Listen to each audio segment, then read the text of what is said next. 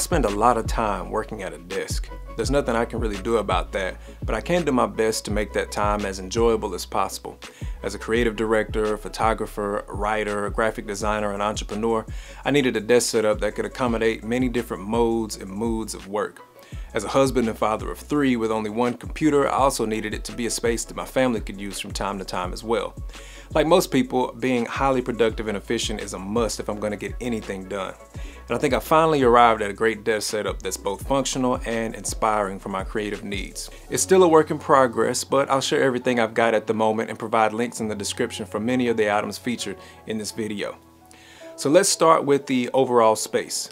Like a lot of folks, I'm currently a renter, and that presents a lot of challenges. I'm looking forward to the day when I can design the perfect studio from the ground up, but for now I've got to work with what I've got. And that means I can't paint walls and I can't make any bold design decisions to really personalize the space. So I started doing some research across the web for things renters were doing to add color to their walls, and I ran across this removable wallpaper on Amazon made by Practical W's. I was a bit hesitant at first because I wasn't sure how removable the wallpaper would be, but after trying a couple of brands, I found that this paper gets the job done pretty well. To apply it, you just pull the adhesive off the back and stick it to the wall. It's not perfect. At times the ends and corners can peel off and sections can bubble up slightly, but for the most part, it's a really good solution for getting rid of boring white walls. Also on my walls, I currently have some old patents of vintage cameras that I downloaded from Google Patents.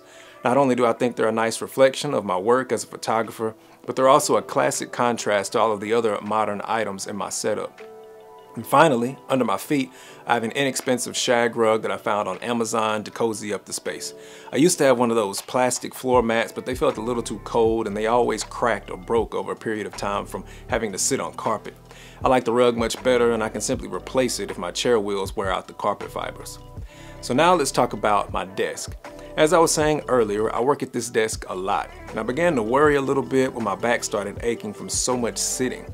I actually did some research on the benefits of sitting versus standing and found that the problem is not sitting, it's just not moving. So I decided to get a desk that would allow me to change positions every couple of hours of working. I purchased the electric base from Amazon from a company called Amazo. I think I'm pronouncing that right. They're pretty inexpensive and the quality is very nice. The frame height is adjustable from 25 inches up to 50 inches, which is more than enough for me at 6'2".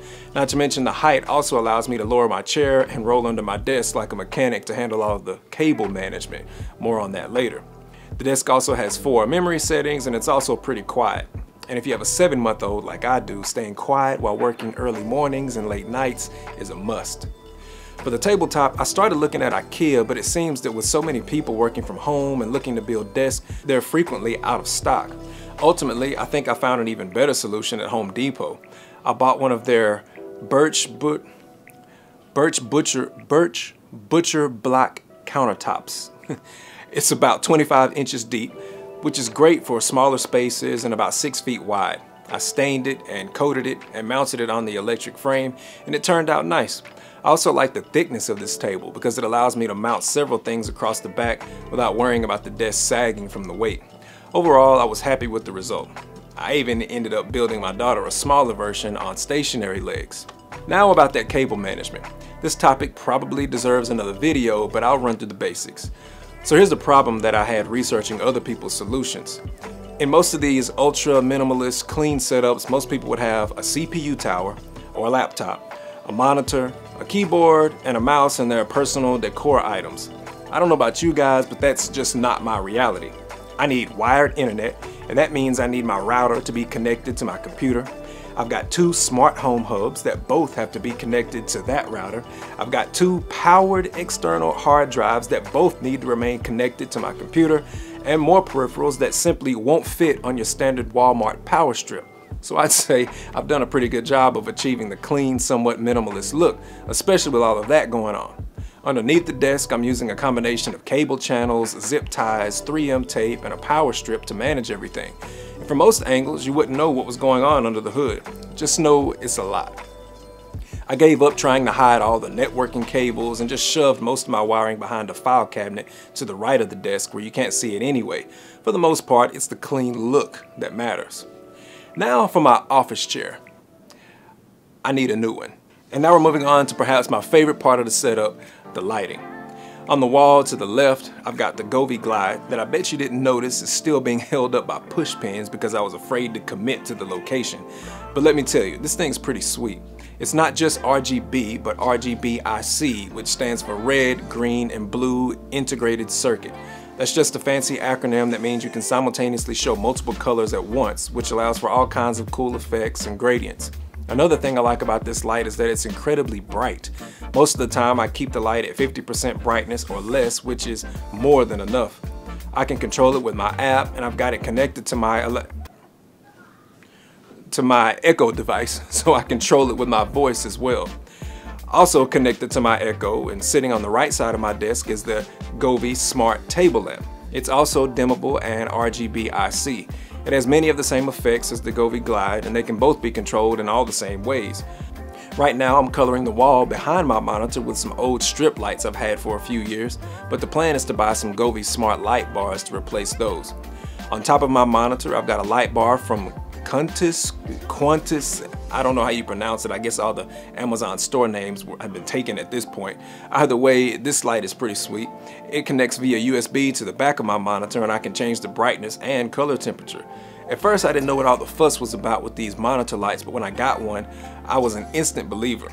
I immediately recognized how much it reduces eye strain when viewing the screen, not to mention it provides a nice work area on top of the desk that's not as bright as a full table lamp. As for my lamp, and yes, I realize I'm probably going overboard with the lighting here, I've got a vintage singlet bulb screwed into the fixture of a deconstructed shop light, Velcro taped to a weighted desktop microphone stand. But to look at the whole thing, I think I'd consider buying one of these if it were for sale. It has a nice industrial presence on my desk, and it provides me with a little extra desk light. All of my lighting can be controlled with my phone, a desktop app, her over there, or with the next item that is probably my favorite part of the whole setup, and that's the Elgato Stream Deck. If you don't have one of these, you've got to get one. This little device here seems to get more powerful by the week. Originally made for gamers and streamers to be able to control their broadcasts, Elgato has done a great job of expanding the Stream Deck's functionality to handle many other tasks. I can quickly open my most used computer programs and apps, control my lighting, control Spotify, control live streams and live broadcast videos, and a lot more. So let me know if you'd like me to make more videos about how I accomplish those tasks, and be sure to click the subscribe button below for more updates. Now, sitting in the center of my desk is my 12.9-inch iPad Pro. Using an app called Duet Display, I'm able to connect my iPad to my PC and use it as a secondary monitor. This is great when I need to view a document or a file folder while working. It's also great to compare images or use as a reference monitor when I'm recording at my desk. On top of all that, it adds iPad Pencil functionality to my workflow if I need it. Directly above that, floating nicely in the center of my desk, is my LG 34 UM95, which I've had for quite a while now. It has a 3440 by 1440 resolution, which is great for viewing and getting high quality screen recording, which is important for posting to social media and using in my video content. I don't believe this monitor is still in stock, but I'll provide a link to the next closest model. Holding my monitor is the Vivo single monitor desk mount. I chose this monitor specifically for a few reasons. It makes my monitor look like it's floating, and it gives additional space for items to sit on my desk. It's made of steel, so not only is it strong enough to hold my large monitor well, but most importantly, it provides me with a base to clamp my camera and my video light.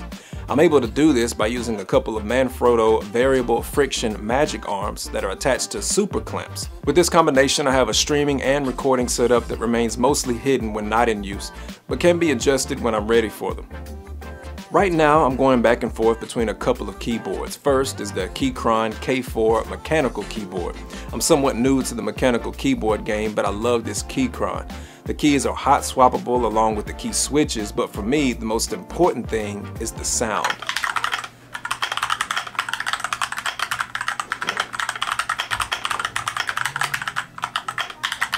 It has that RGB lighting so I can match my keyboard with any of my lighting setups, and it's also Bluetooth, so I'm able to maintain a clean look on my desk. It sits a little higher on my desk than other lower profile boards, so I also bought the Keychron wooden palm rest for support and comfort while typing. When I'm not using the Keychron, I'm using the Logitech MX Keys illuminated keyboard. The reason I love this keyboard is for its reliability. Unlike the 96% size mechanical keyboard, the Logitech is a full-size keyboard, which makes data entry and maneuvering around the board a little easier. Different keystrokes for different folks, I guess. And finally, last but not least, is the Logitech MX Master 3 Bluetooth mouse. This mouse is probably featured on about 80 to 90% of desktop setups you see, and for a good reason. It's another one of those things that's hard to explain how good it is until you actually use it. It fits very comfortable in the palm of my hand, and it's highly customizable for many different workflows. Finally, I'll just conclude by talking about the overall versatility of the desk. Directly between the desk and the wall, I've attached cables that run along the long side of the desk. At any moment, I can pull these out to charge devices and connect them. I'll use my Wacom tablet when needed from time to time. I'll hook up my Thrustmaster wheel for a bit of gaming or sim racing. Also, around the desk, I've got my card readers, power strips, hard drives, printers, smart home hubs, all tucked away in clever places. And overall, I'd say everything is pretty clean and comfortable. For the most part, that completes my setup. Like I said, it's still a work in progress, but I've come to really enjoy putting in hours of work here. I hope something here has helped you or inspired you to improve your work from home environment. I'll post updates as I make them, so be sure to subscribe to the channel. Until then, I'll see you guys in the next one. Peace.